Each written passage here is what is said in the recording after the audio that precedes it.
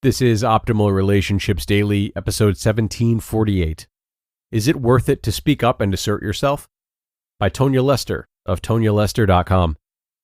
Hello, everybody, and thanks so much for joining another episode of Optimal Relationships Daily. I'm Greg Audino, your host and narrator of the show, and today I've got a post for you from Tonya Lester, one of our newer contributors coming aboard only in the last few months. We've really loved her content so far, and today's post is no exception. So let's listen to what she has to say for us today as we optimize your life. Is it worth it to speak up and assert yourself? By Tonya Lester of TonyaLester.com. Learning to speak up and assert yourself is difficult. It requires a reconditioning of your default responses and an ability to tolerate the inevitable discomfort to create change. But nothing high stakes ever changes without putting considerable pressure on the system. The importance of speaking up. In my practice, I see clients who have repeatedly made concessions and accommodations, only to wake up midlife barely recognizing who they are. Often caught up in unsatisfying marriages, deadening careers, and frustrating relationships, they look around bewildered, asking, "How did I even get here?" A client stuck in an unhappy marriage with virtually no career prospects after having been a stay-at-home mom for 10 years recently said to me, "I'm a feminist. How did I let this happen?" There is another way. Showing who you are and facing the consequences is the only way to get the life you want. We often have much more leeway to make these changes than we imagine. Our partners, if they love us, want us to be happy. If they value us, our bosses should want us to be able to thrive professionally and personally. Our friends and family, if they treasure us, will respect reasonable boundaries. Focusing on what we can control, how we move through the world, is how we meaningfully change our situation and set a healthy example for those around us. Even if we've been over-accommodating in the past, or our needs have changed, we can still learn to assert ourselves. Consider the example of my client Christine, who, after years of subverting her desires to the demands of her husband's work, learned to stand up for herself. Christine's story. After moving around every 2 years for her husband's job, Christine saw her career prospects ebbing. She also worried about the effect so much relocating would have on their 2 kids now that they were in elementary school. We discussed how the constant moving directly conflicted with Christine's desires to build her career and invest in a community. She wanted to go back to work, make local friends, create a garden she didn't have to abandon 2 years in, and get involved at her kids' school. Initially, Christine couldn't imagine sharing her feelings with her husband. It would turn his life upside down, she said. But by keeping quiet, Christine's needs and desires would forever be suppressed, and their relationship would suffer as a result. Christine had to risk speaking up and arguing with her husband to get the change that she desired. In therapy, we practiced how she could state her position to her husband, hoping to have the conversation before the next time that a move came up. Christine left my office determined and confident to have that talk. Unexpectedly, shortly after our discussion and before she had had a chance to raise the issue, Christine's husband came home and announced that another move was in the works.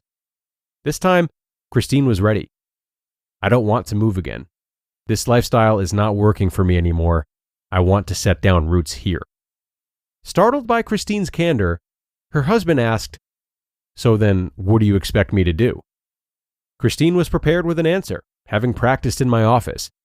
"You can travel from here. Let this be your home base." "That won't work," he said. "I'll be on the road all the time. I'll never be with you and the kids." But Christine was not backing down. "Well then," she said, "it looks like you need to find a different job." While he was initially furious with Christine for breaking the unspoken contract of their relationship, "I'll financially support our family, and we'll all do whatever my job asks of me," Christine's husband did find another job. And as time went on, he discovered that he was happy with her new job, and even happier to spend more time at home. As for the rest of the family, they are all now thriving. Christine is finally settling into the life that she wanted. Christine had to reach the place where she was willing to risk ending the marriage she had before she could have had the marriage that she wanted. She discovered that a loving partner might not be happy when pressed to make significant compromises, but ultimately will do so if it's important to someone they love. Asserting ourselves doesn't always work as well as it did for Christine. But speaking up does usually move the needle in the right direction. Is there anything that you're avoiding bringing up with your partner because it seems pointless? Take the risk of saying what you feel, voicing your desires, and advocating for what you need. You just listened to the post titled, "Is It Worth It to Speak Up and Assert Yourself?" by Tonya Lester of TonyaLester.com. So, you open Google Chrome on your phone, you're hunting for a super rare first edition vinyl of a band you're obsessed with, when you're supposed to be working. But this site you tapped on seems pretty shady. And Daryl from IT just jumped up from his desk. Oh no, he's coming your way. It's a good thing built-in malware protection keeps you safe and sound. Not from Daryl, though. Sorry. There's no place like Chrome. Download Google Chrome on your phone.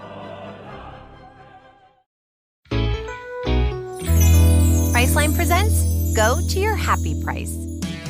What's up? It's Kaylee Cuoco. When it comes to travel, we all have a happy place. You can see yourself already there. It's beautiful. It might be sunny and sandy for some, neon and urban for others, deserts or rainforests or hiking trails. With Priceline, you can get to your happy place for a happy price with deals you really can't find anywhere else. Like up to 60% off select hotels to Costa Rica or 5-star hotels for 2-star prices in Cabo. Go to Priceline.com and travel to your happy place for a happy price. All right, see ya. I'm off to Miami. No, actually, wow, look at that. No, I'm going to Hawaii now. Ooh, Cancun looks nice. You know what? Belize looks pretty nice this time of year. Or, Palm Springs. Go to your happy place for a happy price. Go to your happy price, Priceline. And a powerful reminder from Tonya today, coupled with a very courageous story, which is always a good tool for illustrating important points such as today's. I really enjoyed this article, as well as her dose of reality at the end. Just because we assert ourselves does not mean we get the immediate result we want. Sometimes Christine's husband doesn't budge and there is a divorce. But the immediate result can be overlooked by the long-term result. And if the long-term goal is self-confidence and doing what you can to cultivate a life that you want after carefully weighing the options, then I should hope that that's what we're all striving for. That's moving the needle in the right direction, as she said. And we are all offered countless opportunities to assert ourselves in such a way each and every day, between small decisions and large ones. And if you can stomach the potential collateral damage, you would definitely be strengthening a very important muscle for yourself. So take that with you, everybody. It's time to get going for now, but I thank you so much for being here and helping me to make another episode possible. Have a wonderful rest of your day, and be sure to stop in tomorrow for more content, where your optimal life awaits.